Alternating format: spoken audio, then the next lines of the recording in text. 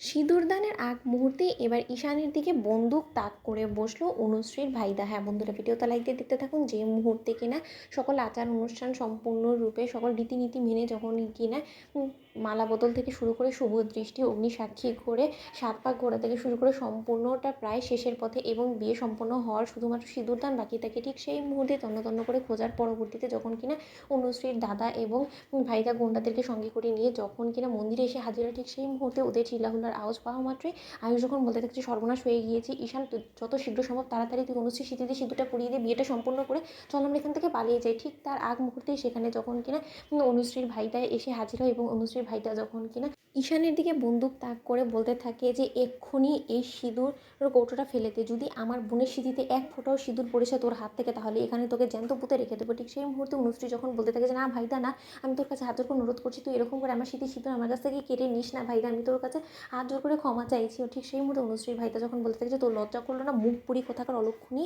অপয়া মেয়ে, যে কিনা নিজের বাবা থেকে শুরু করে নিজের বংশের মুখে চুলকানি মাখিয়ে দিতে একবারও ভাবলো না, সেই মেয়ের কথা রাখবো আমি? তুই ভাবলি কী করে? অনুশ্রী বলতো এই বাড়ি ভর্তি আত্মীয় স্বজন থেকে শুরু করে গ্রামবাসীরা সকলে কি দেখতে পেলো যে অভিমন্যুর মেয়েকে সে এরকমই শিক্ষা দীক্ষা দিয়েছে যে তার মেয়ে রীতিমতো তারই মুখে চুলকানি মাখিয়ে পরপুরুষের সঙ্গে পালিয়ে গিয়েছে। এটাই তোদের সমস্ত প্ল্যান ছিল, তাই না? তোরা কি মনে করছিস আমি কিছুই জানতে পারি না?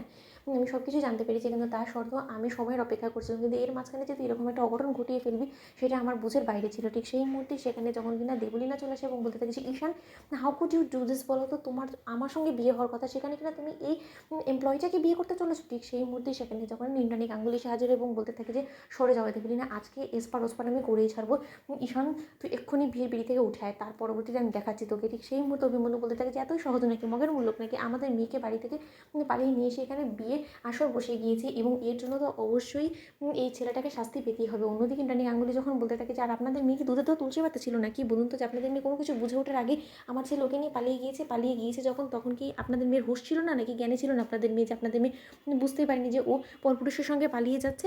ঠিক সেই মুহূর্তে আয়ুষ যখন বলতে থাকে যে তোমরা একটু থামবে, তোমরা আমার কথাটা বোঝার চেষ্টা করো। ঠিক সেই মুহূর্তে ইন্দ্রাণী গাঙ্গুলি আয়ুষকে ঠাটিয়ে চোর মেরে বলতে থাকে যে আমার ভাবতেও লজ্জা করছে এই জিনিসটা, যে তোর উপরে আমি বিশ্বাস করেছিলাম আয়ুষ, এবং তুই যে এরকম করে আমার মুখ পুরবি সেরকম করে যেন কল্পনা করিনি। এবং কুসুম তোমাকে দেখো এবার আমি কী করি।